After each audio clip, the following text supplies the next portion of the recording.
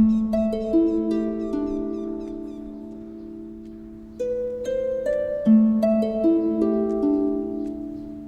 1966, an Inuit hunter spent his final days alone in the vast system of sanatoriums built to treat Native peoples in Canada.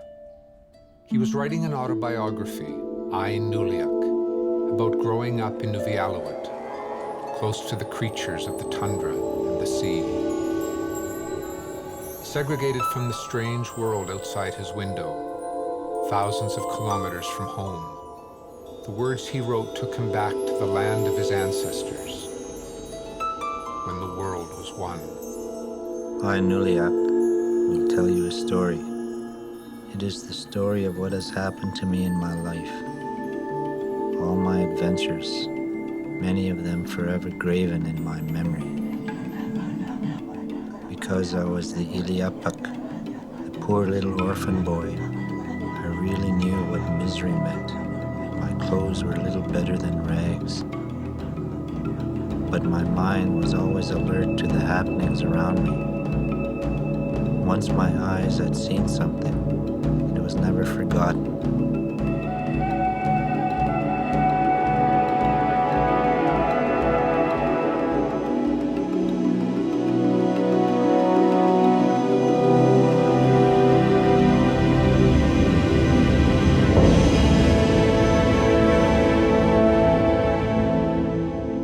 Those of my people who lived before me came from Kittigaruit, the bay on the great ocean where we hunted the white whale, until the big ships came from the west. This is the story of two worlds colliding, industrial America and the ancient culture of the Inuit North.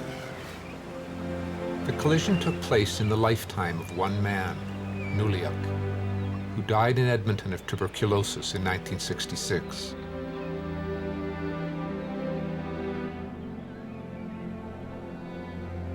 Before his death, he finished the first history of the North, written by an Inuit. The Inuvialuit, in the space of 2 or 3 generations, underwent a degree of change as great or greater than that of any other human group in all of history that survived in the end. They came as close to being destroyed as you could imagine, and it's surprising, really, that they weren't. Someone of his generation, born in 1895 and living through that whole shift, no matter what he would talk about, it's an important record of a human life. Our culture and traditions are still very much alive because of people like my grandfather. We had to know about the past in order to know who we are.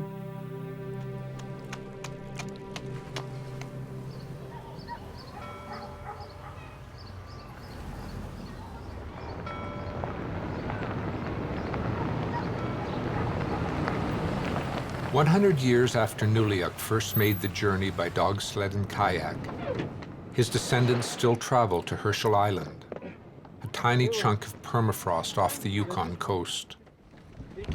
They are Cockneys, inheritors of the name the missionaries gave their grandfather. Winnie is the elder, and in the next week the family will gather around her on Herschel. It's August, and in the never-ending light, the boat will make the journey in a single 14-hour day. When Winnie was a girl, it took 5 days.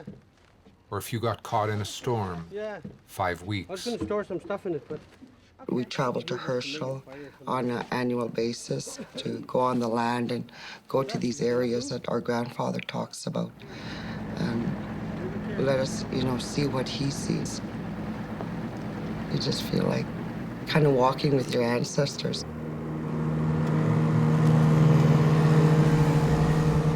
In her life, Winnie has seen a succession of invasions from the south, from the whalers to the current boom in oil and gas.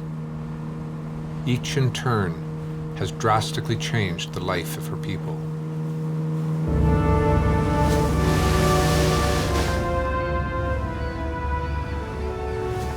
In the 1850s, the American whaling fleet sailed through the Bering Strait into the Arctic Ocean north of Alaska.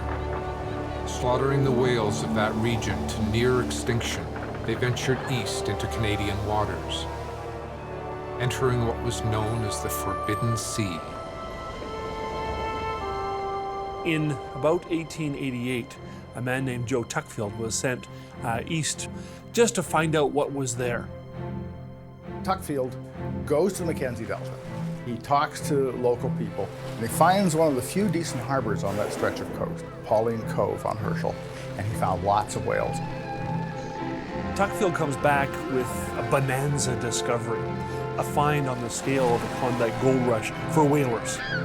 His description was beautiful because he said that the waters around Herschel Island, the whales were as thick as bees. We have struck the El Dorado of whaling, and it's at a place called Herschel Island. There's just pandemonium. This is like the gold rush.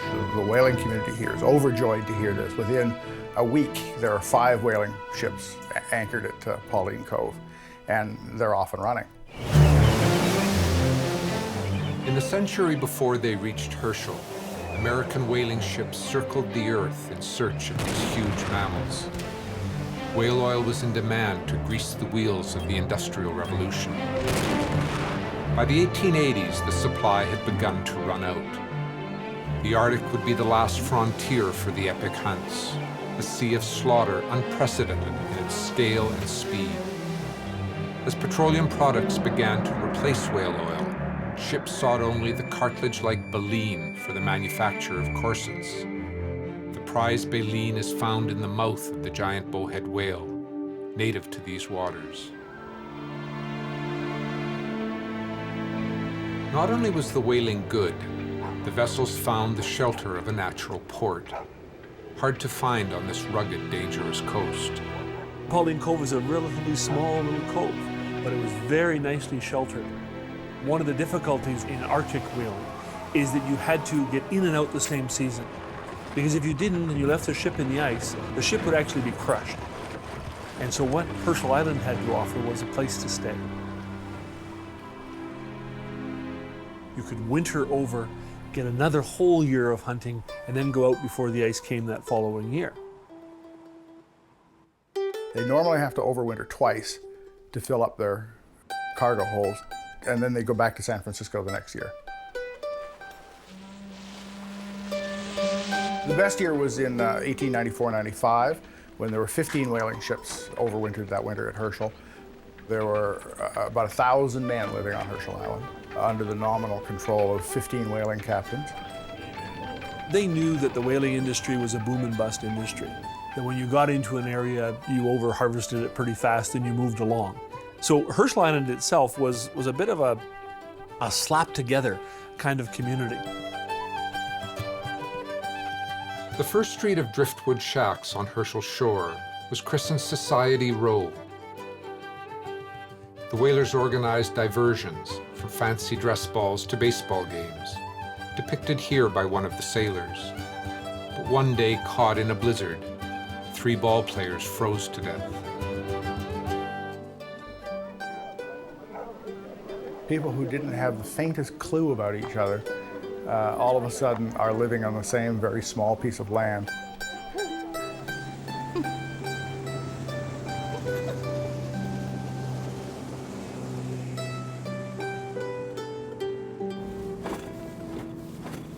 There are 4 generations of Cockneys on the boat, from Winnie, who married Nuligak's son, to her great-grandson, Keaton. My mother's, 82 now. She's still very, very active, boating all the way from Inuvik to Herschel. As long as she can continue, she said she'll always do that and give us this time with her. We need her, and she's very important to us. Like Keaton I have with me this time, he's 7 years old, and you know, even him, he's just fascinated. When you give your children that opportunity to experience that, they realize where they come from. Because I think everybody needs a past to look at.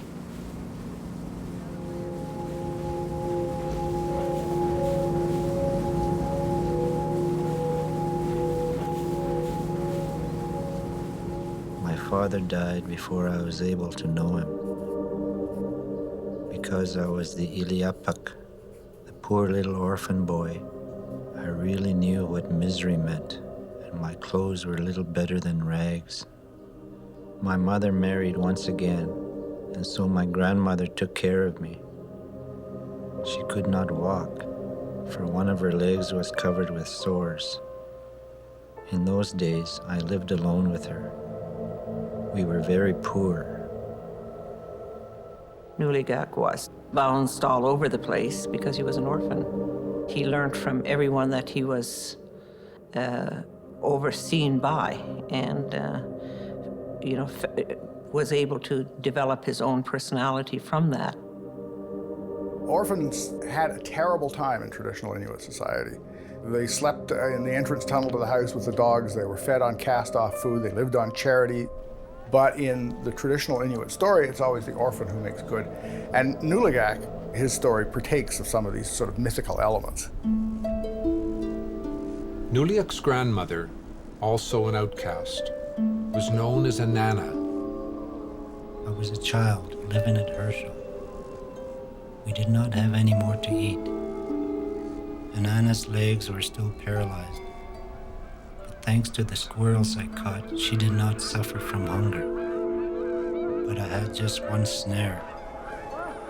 I was 10 years old. When food supplies on Herschel ran out, Anana and Nuliak followed a group of Inuvialuit, crossing the ice to the mainland to hunt. A communal society, the hunters would provide for them as long as there was enough food, living off caribou, seals, and birds. My shabby clothes hardly protected me during the trip, and I was cold. I wept more than once. Yeah, it's a pretty tough country. You know, they're rationing their food. Some years when it's really tough, when there's nothing left at all, they depend on them skins. They cook them and they eat them. That's how they survive till the squirrels start coming out from the ground squirrels in May. That's really tough life, you know. If you were an orphan, it would be of benefit to you to be able to live with people who knew more than you did. That day and age, you know, everyone had to have a capacity to survive. So they had to be very ingenious, particularly for young men. They had to learn very young. I think a lot has to do with the kind of person Nuligak was. You can be a defeatist or you can be a proactive person. He just happened to be a very proactive person. Traveling with the hunters, Anana and Nuliak's destination was Kittigaruit, the town in which he had been born. Kittigaruit was the center for one of the most prosperous Inuit groups in Canada, the heart of Inuvialuit culture. But when they arrived, they discovered a community on its last legs. The white man's diseases had got there before them. Measles, brought by a visiting whaling ship, had decimated the community. Nuliak would return to Kittigaruit as an old man. By then, just an abandoned stretch of Arctic coastline, this place of the ancestors was still revered by the Inuvialuit. That summer, the Kittigaruit people fell ill, and many of them died. Almost the whole village perished. During that time, 2 of the Eskimos spent all their time burying the dead. Corpses were set on the ground uncoffined. Before we youngsters could learn from the old, a severe illness carried them away. So many of our people were wiped out because of diseases. Like to go from 4,000 just in one settlement to down to about 250 people. You lose a lot of old people and a lot of their knowledge. It's beyond living memory now, of course. And it's almost beyond the kind of memory that you passed down in detail, it really marks the end of traditional Nuligak life. If 95% of your population dies, how do you come out the other side as an intact culture? Winter came, and one day we saw a huge pack of wolves out at sea on the ice, heading east. There were so many of them that the last ones were still in front of us when the leaders had disappeared on the eastern horizon. It was said that they had feasted on the bodies left on the Kittigarut land and were now continuing their travels. He had watched his people nearly disappear. The fate of Kittigarut would begin the book, Nuligak. The Inuvialuit's struggle to survive would be the epic story he would tell. He knew the young people had to know the old ways too. And he's seen that times were changing, and so that's the reason why he started writing.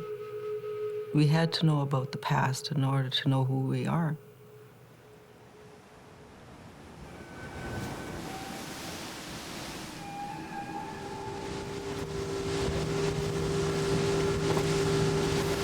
The last and most dangerous leg of the Cockney's journey to Herschel is the open water of the Arctic Ocean. The Beaufort is a shallow sea, prone to sudden storms from the north. 1,800 kilometers of shifting ice is all that separates it from the North Pole. Even the great whaling ships proceeded carefully in these waters.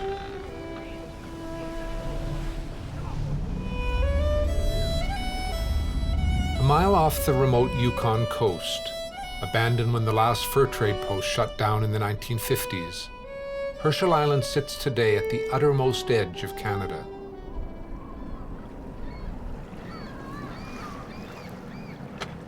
After midnight, the family finally arrives at Herschel, in the perennial twilight of the Arctic summer.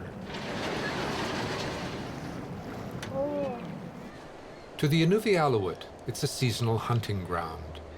Kittigarut Island, a place where they have come for thousands of years, following the annual migrations of caribou and whales.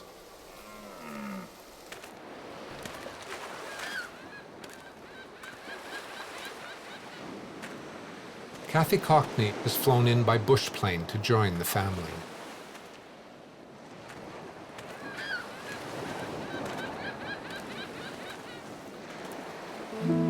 It was on these same shores that Nuligak, the orphan boy, scavenged an existence from the cast-offs of whaling ships.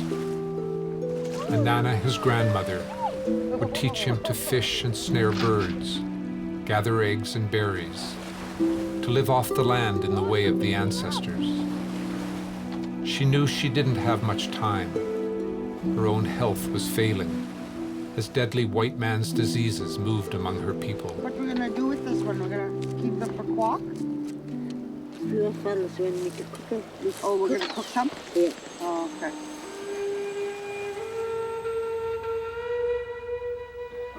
Diseases that were childhood diseases in Europe were killers among the Inuit population.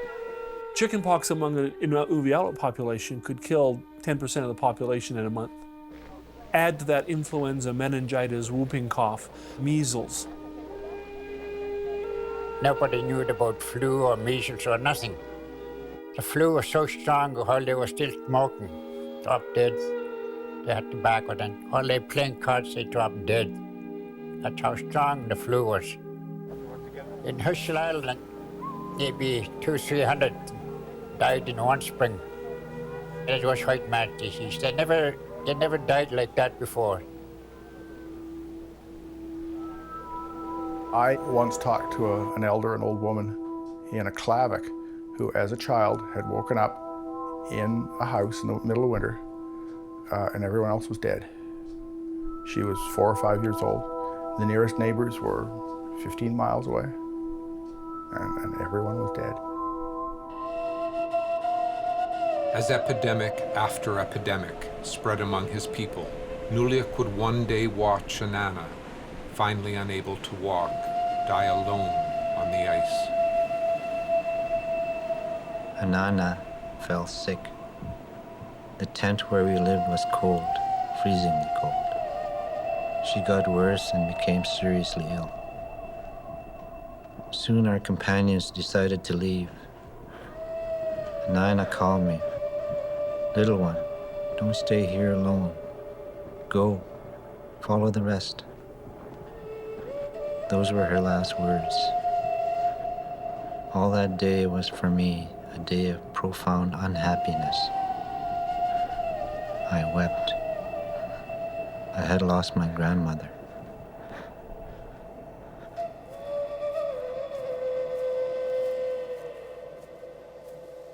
Today, Kathy Cockney walks in Anana's footsteps, in the summer fields where the Inuvialuit village on Herschel once stood. I decided to go to school and I got into anthropology and I wanted to get into learning more about our way of life and gathering it from the elders. This place is called Ptarmigan Bay, and there are a number of archaeological or heritage sites in this area that, different time periods. In a culture where people were always on the move, following the migration of animals, buildings were not meant to last. Little remains from the original Inuvialuit settlements.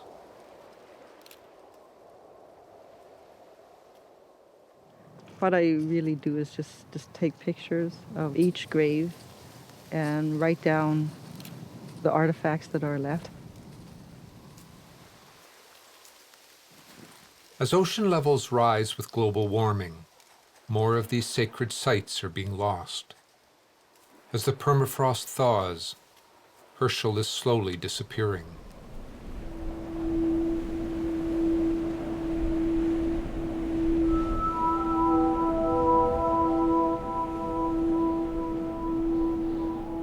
When the sea was covered with water, we finally reached the island that the Eskimo call Krikatariak, Herschel, the great big town.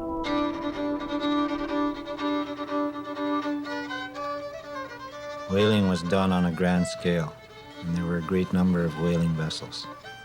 The whites had raised big buildings, stores and houses, and the population of Herschel was large and mixed. Crowds of Eskimos came there. There were Alaskan Eskimos and a large group of Inuit from the Siberian coast who were working on the ships.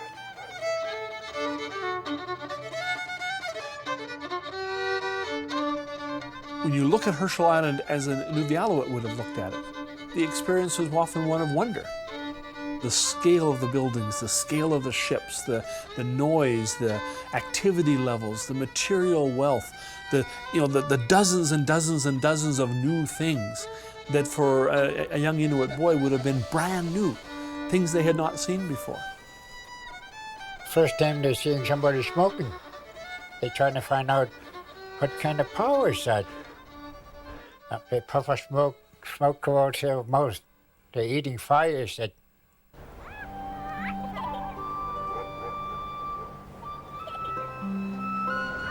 The sailors knew 100 different ways of amusing themselves. They always had something in their mouths, something they chewed. It so intrigued me that I kept staring at their jaws. One certain day, that thing was given to me. I chewed. It was delicious. It was chewing gum. From that day, I was able to recognize some of these white man's things. As Nuligak grew into his teens, he began to find jobs on the whaling ships. A boat came in from the east. Charlie Walker motioned me aboard the whaler while the whites made a place for me. There were many Eskimos working on the ship. I was surprised to hear the Inuit speak the white man's language and speak it well. My presence seemed to bring the ship good luck. On the sea, we hunted the white whale. It was I who took the helm. From then on, there was not a dull day for me, as everyone desired my company. I became known as Nuligak, the little man.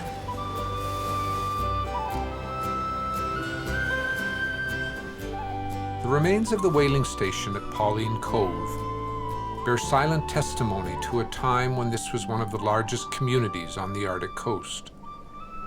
The island is now protected as a Yukon park. Richard Gordon, a descendant of the Inuvialuit hunters who once lived here, is a warden. For thousands of years, the Inuvialuit lived off the land in their own way, with nothing to disturb them from doing their daily routine of life.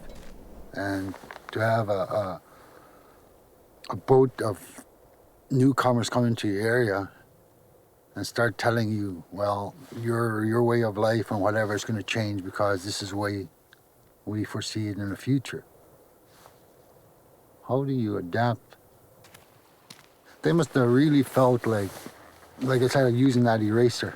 Just slowly, they just started erasing away how they lived.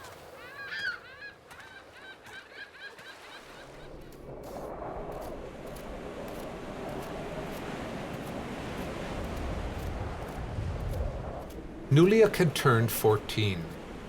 His work on the ships made it possible to buy a rifle, and he began to hunt on his own, drawing on the skills and technologies of two very different worlds.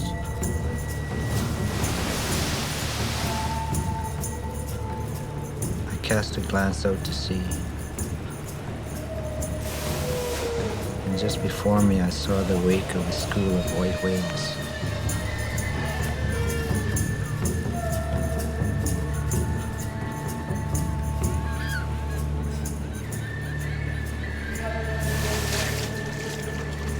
One of them surfaced to breathe. I shot and hit it in the head. The animal stayed put and did not move. It was true. I had killed a white whale with a little .44 rifle. Everyone was surprised and I was very proud. Ah-ya, big whale, big whale. Stir up the sea with your tail. Ah-ya, ah-ya.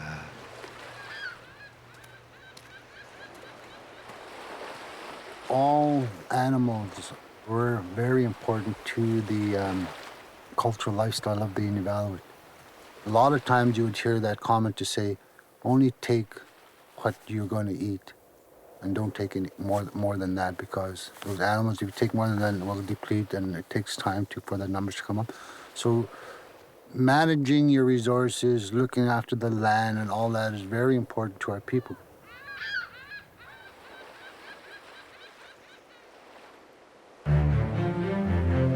As demand for baleen in the south increased, the price for the head of a bowhead rose as high as $10,000, a small fortune at the time, while the population in the northern oceans hit an all-time low. This final El Dorado of whaling was drawing to a close. Its fatal impact was nowhere felt more strongly than among the Inuvialuit. They're over-hunting at a very ferocious pace. Their appetites were voracious. They quickly stripped an area of easily harvested animals very, very fast. They were exterminating the whales. They'd already killed the western population off North Alaska, and now they're moving east into the last refuge of the bowhead. Once the whale had been killed, the head would be cut off and the body dumped back into the sea. You didn't have to take the time to carve the bowhead into the oil and whatnot. It was just a matter of catching the bowhead, slicing it off at the neck, and then bang, and you can put 20 heads on one ship. The best catch ever was 67, the baleen of 67 whales, which would be worth at least $500,000. A grim reminder to the Inuvialuit of how differently the white man viewed the natural world, or the hundreds of headless whales floating on the Northern Ocean. The stories that you hear from the others, they seen it, they know there's a waste and whatever, but they had no say as to how these things were managed.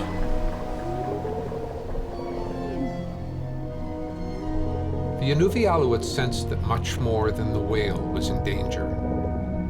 A land once so full of game became empty and silent as the repeating rifle took its toll. Young men like Nuligak now hunted to satisfy the appetite of the whalers. Hired to destroy their own world, the Inuvialuit began to lose heart. The whaling ships hired large numbers. Most of the crews were native. If not working as crews on the ships, they were professional meat hunters. They'd go shoot caribou, because that's what the whalers liked to eat, was caribou, and bring them to the whaling ships and sell them. And there were, tens of thousands of caribou killed to feed the whalers.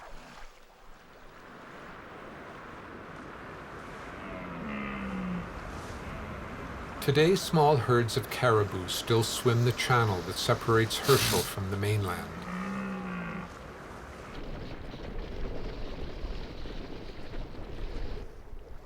More of the family have arrived on the island, the teenage sons of the Cockney sisters.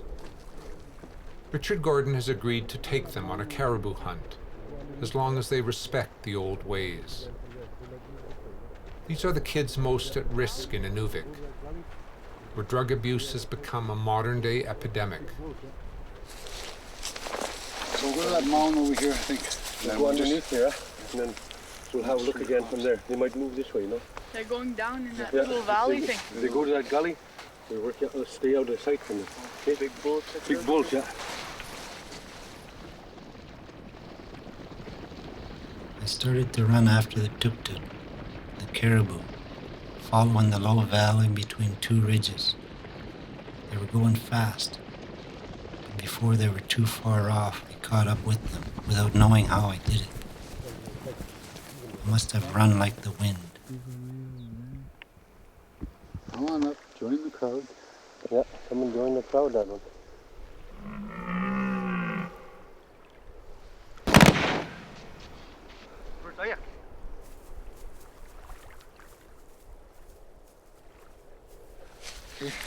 Oh, someone just sniped it there. Yeah, shot through, One of the things when you do this too is give thanks for what we just harvested here. So just bow your head and just say, thank you by yourself, which way you want.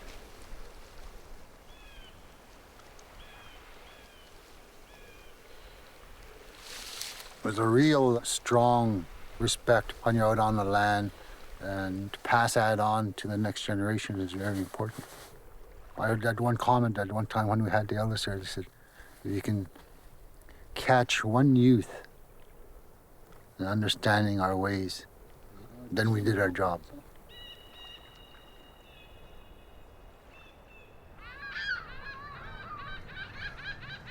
And this is when he was older. Two more of Winnie's daughters have joined her, Rosa and Jane.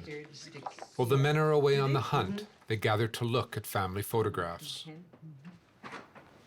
And this is your dad and mom? Yeah. The photograph is of Winnie's family with whom she grew up on Herschel. Like Nuligak, she was a handful. Look at me. Stop looking. You're a tomboy too, I guess. Yeah. Winnie never sits still. She learned to make donuts from her mother, a recipe left behind by the whalers. She learned to hunt from her father. One day she would have her own trapline and dog team. But like most Inuvialuit women of her era, much of her work was as a seamstress, making the caribou and sealskin clothes that could mean the difference between life and death here. Wool and leather just can't keep you warm. You need caribou skin clothing, and only native women could produce caribou skin clothing. So they would hire native seamstresses who would come right onto the ships and sew and keep people properly clothed. And this would often lead to other kinds of relationships too, of course, but seamstresses would be often how they would appear in the books. Some of them were pretty rough guys, poorly educated, pretty hard cases, I think would be the term. You put them in a place where there is really no law, there are no social restraints or police to keep them in check. The idea of sexual jealousy was never an important part of Inuvialuit culture. And sometimes husbands went along with this because they got bought off. You have a white man for a friend, you share your wife with him. When they take their woman to the ship, they would give her a bottle, give it to your husband. Certainly it had terrible destabilizing effects. Marriages would be broken up, they might get back together again when the white guy goes away. There were whalers who came up who treated Native women with respect, and they fit into the Inuit sort of way of life. You have other situations where women were, for all intents and purposes, kidnapped onto whaling boats. There was one captain, Nuth, I think was his name, Captain Nuth, who was called the kindergarten captain because he was extremely interested in prepubescent girls whose parents he would bribe and so on and so forth. Pretty unseemly stuff.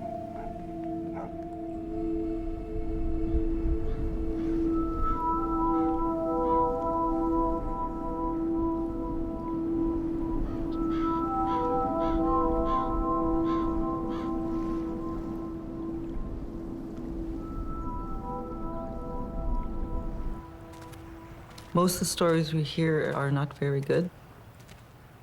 The impact that they made on our culture. It's a side that I really didn't explore because it just makes me angry, and sad of the way they treated the Inuit people. I stopped reading about them because it just affected me so much.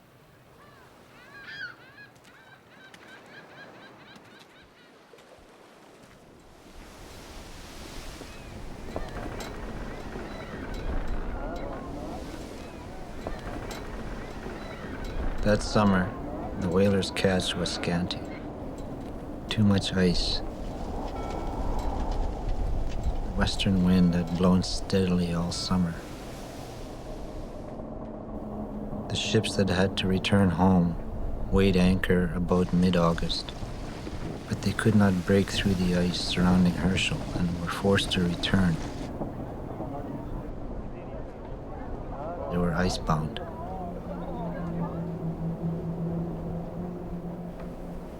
I think up to 3 years, some of them would stay. You know, if you're in this area in the dead of winter, isolated, cut off from the world for months at a time, don't even know what's going on out there. Some of these younger people couldn't handle it.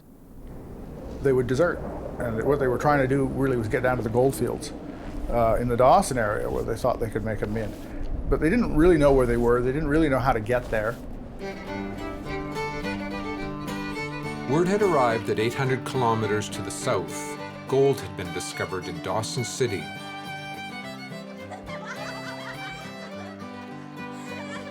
To stir-crazy whalers, the temptation was often too great. But hunted down by their captains on the open tundra, few deserters made it across the Richardson Mountains to Shangri-La. To remove the temptation, more alcohol was brought to Herschel. Now the whalers could indulge their vices at will. But for the Inuvialuit, drink was becoming an escape from the humiliation they had suffered, a descent into oblivion for a culture that had lost its self-respect.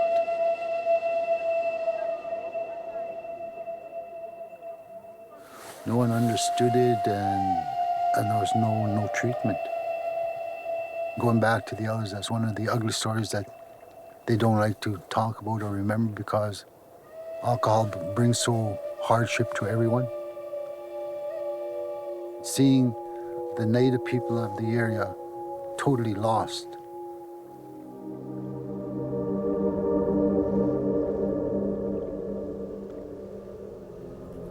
There were drinking boats almost every day. People would drink anything. One day, while we were playing, Our attention was drawn to an Eskimo who had drunk too much. It had taken 3 people to subdue him and tie him securely with ropes. Bound hand and foot, he was thrown into a house and the single door locked after him. The whites went home, and I saw their prisoner escape. No ropes could even hold him, for he was an Angako, a witch doctor or shaman.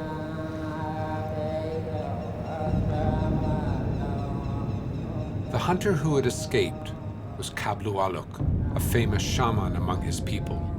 Legend says he had turned himself into the feather of a falcon, his spirit animal, and floated up the chimney to freedom.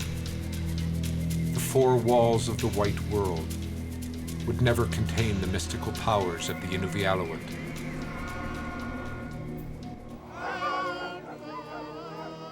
But the powers of a shaman were seen as devil worship by a new wave of outsiders, missionaries intent on saving the souls of the Inuvialuit. Stringer was the first. Stringer came in the early 90s. He didn't make a single conversion in the first, say, 6 years that he was there. And in his diary, there's, despair comes through the pages, beseeching God, and how have I failed these people? When the missionaries first arrived, they described this as Sodom and Gomorrah. They described Herschel Island as being the most debauched place in Western North America. The missionaries were consciously motivated by the highest ideals here, but in their own way, they're as destructive of native culture as the whalers ever were. They were up there to change people. They were up there to destroy the whole intellectual basis of Inuvialuit culture, the whole way it operated, all of the religious beliefs, the spiritual beliefs, which animated everything they did.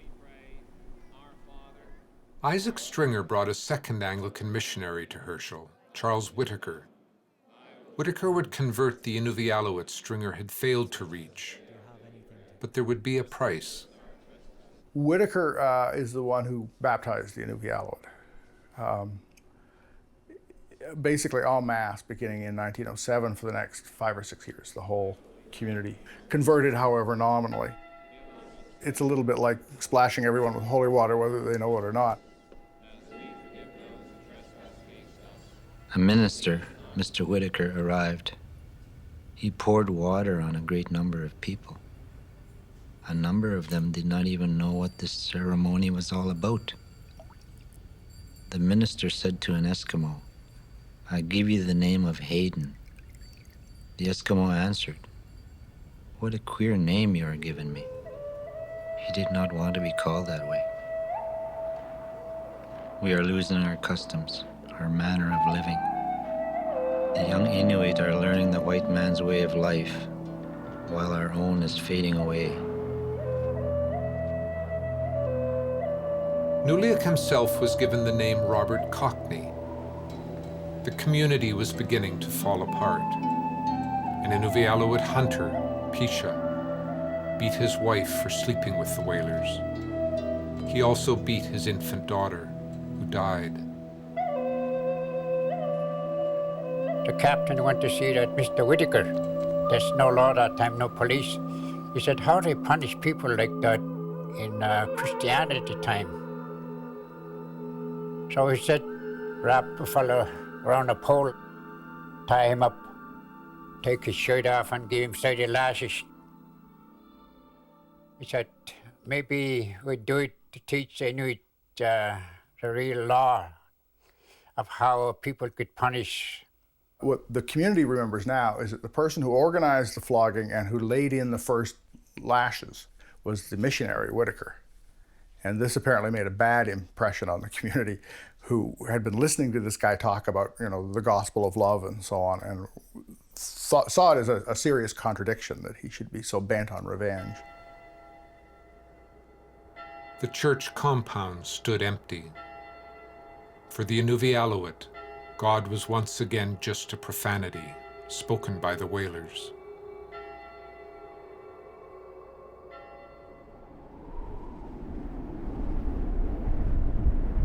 Putagor came to our place after New Year's in 1915 with the news that in the south, in Germany, the white men were waging war, and that we would be unable to obtain what was needed to live. He was very sad because he thought it would be impossible to live without these things.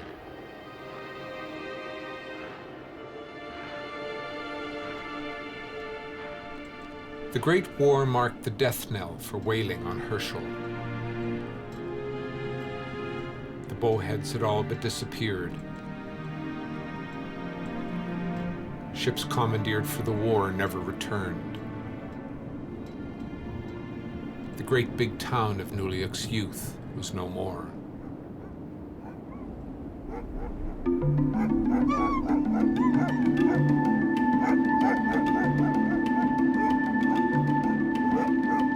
The departure of the whalers did not overly concern Nuligak. As the Inuvialuit returned to their traditional life, the hunting and trapping skills he had worked so hard to master would be of great value in the fur trade which was arriving from the south. It was to be the final learning curve in the life of the orphan boy. Often, I was the only one to kill something. I knew my rifle, and I never missed. In those days, our dogs were skilled in hunting Nanook, the polar bear. They easily recognized a fresh trail. For tracking, the dogs were unhitched from the sled. When they began to bark, Nanook was at bay.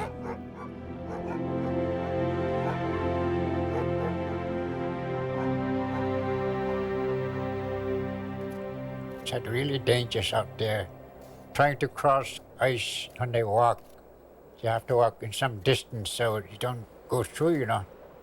Like a polar bear, less than half an inch, they could walk across. So a polar bear weighs about 600-700 pounds. You know, navigating the weather, like if you get lost in a storm, you watch the snowdrifts, and you learn to watch the stars too from the Inupiat. You look at the stars, and when they reach that mark, that's where your home is. Home now had new meaning for Nuligak. His center had moved from the white man's town to the endless snow and ice that surrounded it. And in the expanses of the Arctic, he found a companion for life. In the month of October 1921, I took a wife, a Métis with French blood. She was a widow with 4 children. Her name was Margaret. Henceforth, I had to work hard in order to feed these children. To Margaret's 4 children, he added 4 of his own, living on the land, teaching them the traditional ways of his people.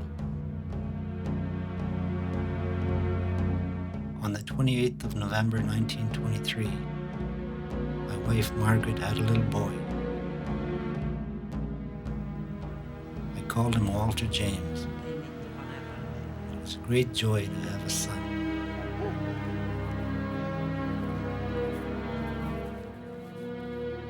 The long shadow of the whaling era could still be felt across the Arctic, no more so than among the women of the region. Margaret had suffered abuses at the hands of the whalers. As it would for Nuligak, having a family would heal many wounds.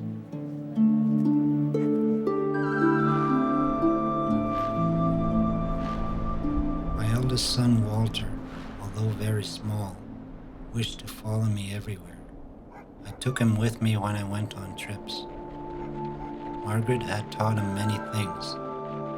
We explored every corner of the country in search of food, until spring came and the birds returned.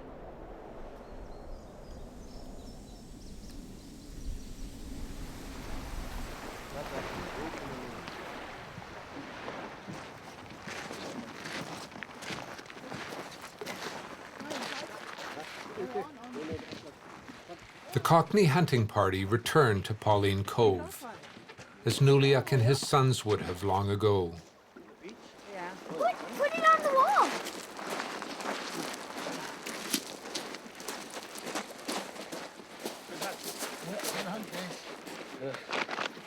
Thanks a lot. We accomplish our goal. Thanks a lot, Richard. Good help.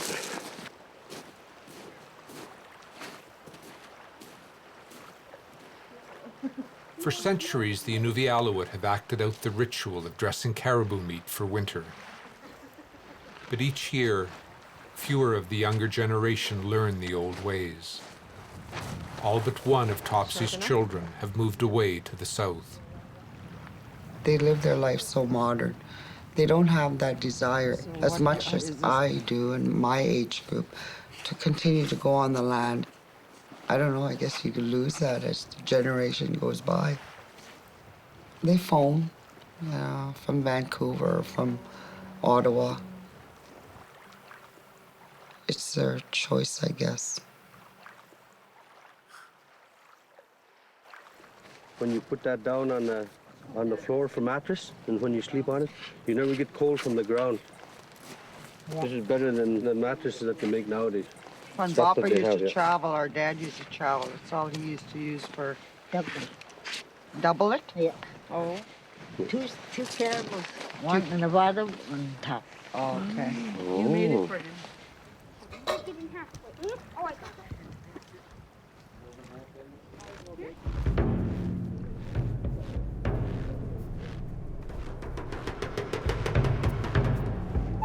Once again, the whims of fashion in the cities of the south made their impact felt in the Arctic. Nuligak would become an entrepreneur in the white fox trade, where a single pelt can fetch $50. They could compete against whites on something closer to an equal footing.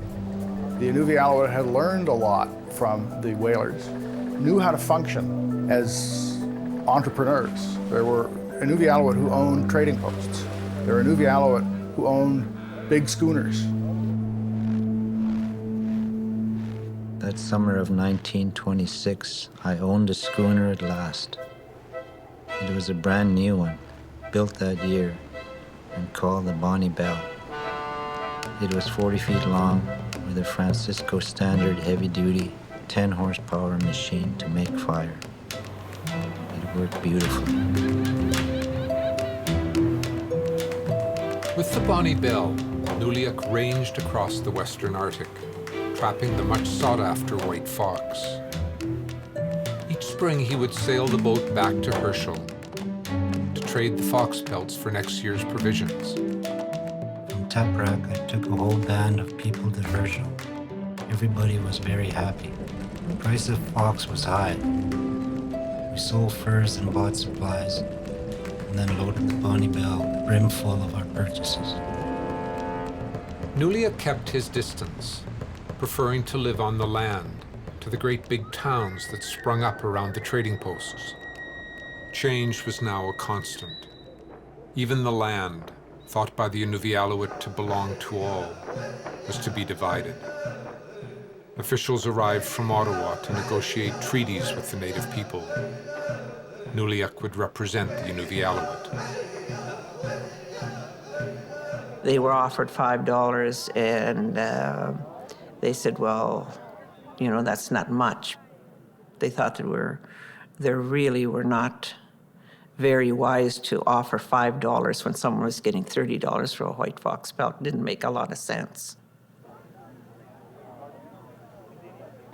The white chief asked me if I had something to say. I said to the white chief, "We have no business to do with you. Keep your $5. The Inuvialuit would not sign a treaty for another 60 years.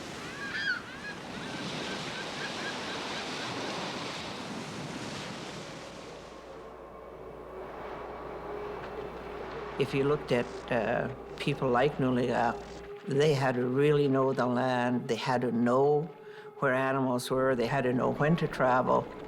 and they had to be ahead of the game all the time to survive.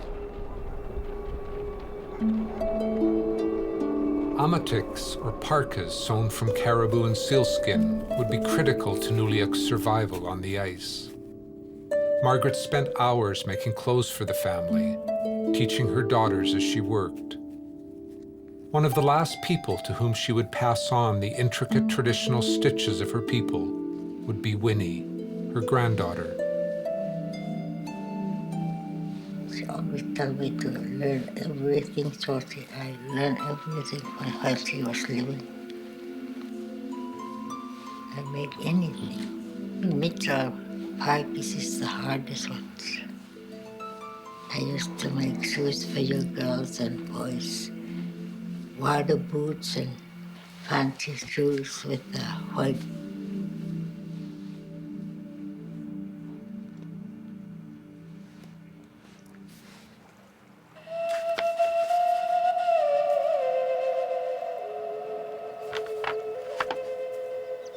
Winnie Cockney prepares to leave the island. Each year now it is the same, not knowing whether she will have the opportunity to return. An offshore drilling rig has dropped anchor in Pauline Cove, seeking shelter from the advance of winter, not unlike the whaling ships that caused two worlds to collide a century ago.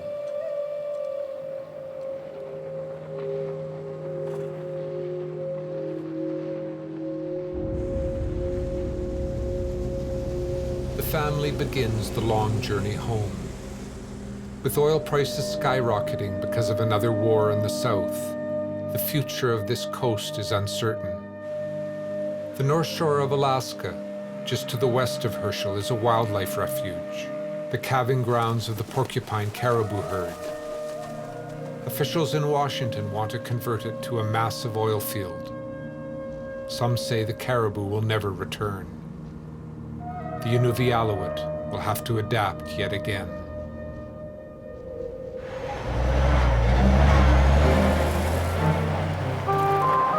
In the 1950s, as a young woman, Winnie witnessed the exploitation of the land on a scale previously unimaginable to the Inuit. When the whalers left, the oceans had been able to heal.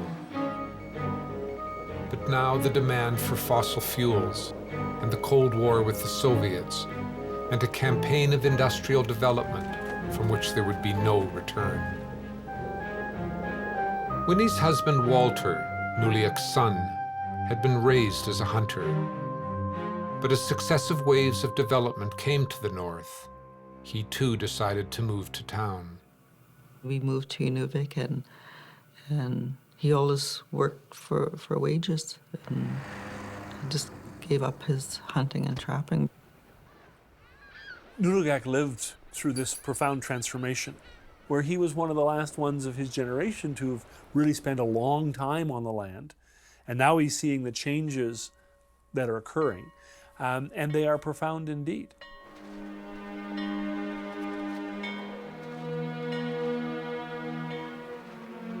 I started school in Inuvik. What a change, like seeing this big building, like we've never seen a house with an upstairs before, and it was a big change. And I think I was excited to go, but then when I got there, I think I must have cried for 2 months. Nuligak would watch helplessly as his grandchildren were enrolled in residential school, isolated from their family, denied their language, robbed of the very beliefs that made them Inuvialuit. The government was tying social benefits to attendance at residential school. If your kid didn't go to residential school, you didn't get family allowance, you didn't get government assistance if when you needed it. The whole purpose of residential school was to acculturate Native children across Canada, to take their Native culture away from them and turn them into little white people. Nuligak and Margaret would return to the land. Time was running out for the hunting culture he had known as a boy. He knew he must finish the book, before the old ways were forgotten forever. Nuligak had met a Catholic priest, Maurice Mataye, who agreed to translate the manuscript and find a publisher. Disease was not just a thing of the past. A new epidemic from the south began to decimate the native population: tuberculosis. The once proud elders of the community were broken by this often fatal affliction of the respiratory system. When Margaret was diagnosed with the disease, Nuligak knew they would have to move to town and the care of a hospital. Margaret is not doing too well. I went to see Margaret in Ward 314 at the hospital. They had admitted Margaret this morning. She is resting, and when I asked her if she recognized me, she said she did. When I called her name, she answered me, but she's not doing too well. I am not well for worrying about Margaret. I am happy that I saw her.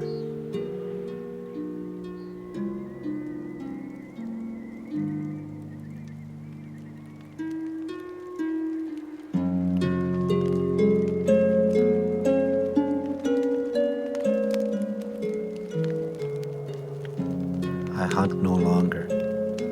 I have become old. I, who have ever been on the go, now I keep house. When I was young, while everyone around me was cold, I did not feel a thing. Now if I go out, even in mild weather, I feel chilled.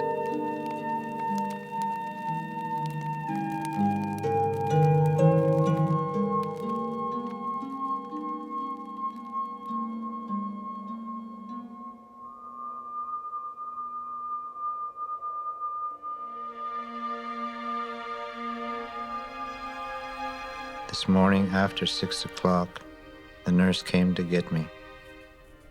My wife Margaret had passed away. I am thankful that people came to see me.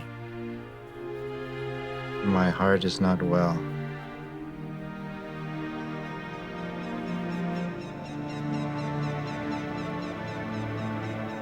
He talked about losing her, and the couples back then were very close, and they depended on each other, and it seems like they don't live very long after that if one loses their husband or wife. It was only a matter of time before Nuligak himself was diagnosed with tuberculosis and assigned to a hospital in the south. Today in Inuvik, we are expecting an airplane to arrive. The nurses want me to stay at the TB ward at the hospital. We left for Edmonton in the evening.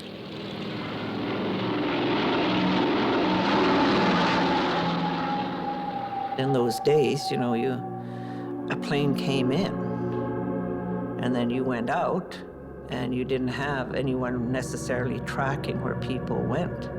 There was no contact after that. And people were somehow supposed to go to the Campbell Hospital, but maybe they didn't go to the Campbell Hospital, and you just lost them. A lot of people we still can't find. It was a journey into accelerated time, into the great engine whose hunger for natural resources had transformed the Arctic in Nuligak's lifetime. Isolated from their communities, Aboriginal people from across Canada were being assembled at Campbell to undergo the radical treatments necessary to cure TB. Nuligak was once again Robert Cockney, patient 483-67605.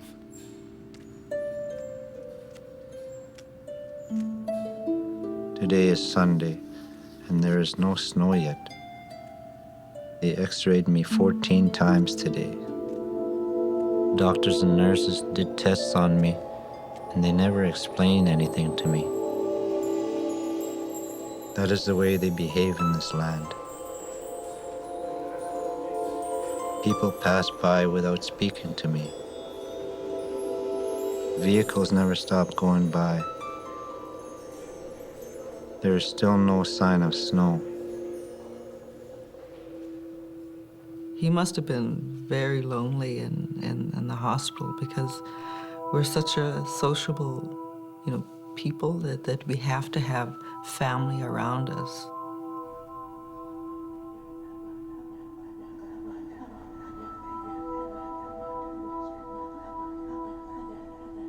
If my body and heart finish, take me, take my body to my own country, north.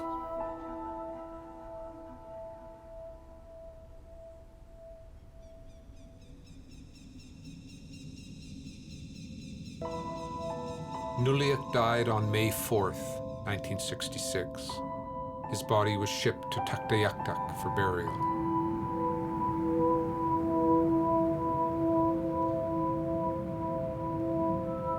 Today, Topsy Cockney, Nuligak's granddaughter, travels the ice road across the Beaufort Sea to visit his grave. The ice in the Mackenzie Delta, which once held the whaling ships in its grip for 9 months of the year, is 6 meters thick.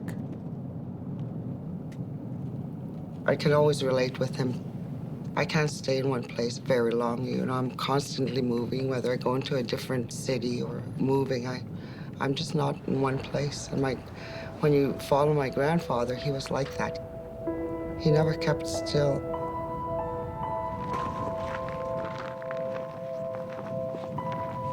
I know I have to be here. I still have my mother around. And I still enjoy going on the land with my family. Maybe I'm a generation that can't leave.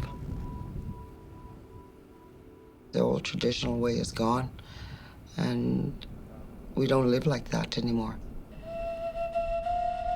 So I think he really wanted to let people know, what we were prior to you guys coming.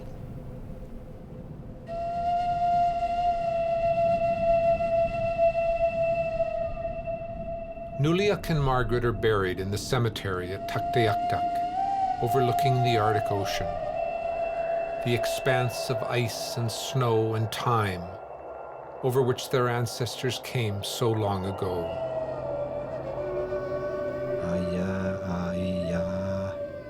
Big whale, stir up the sea with your tail.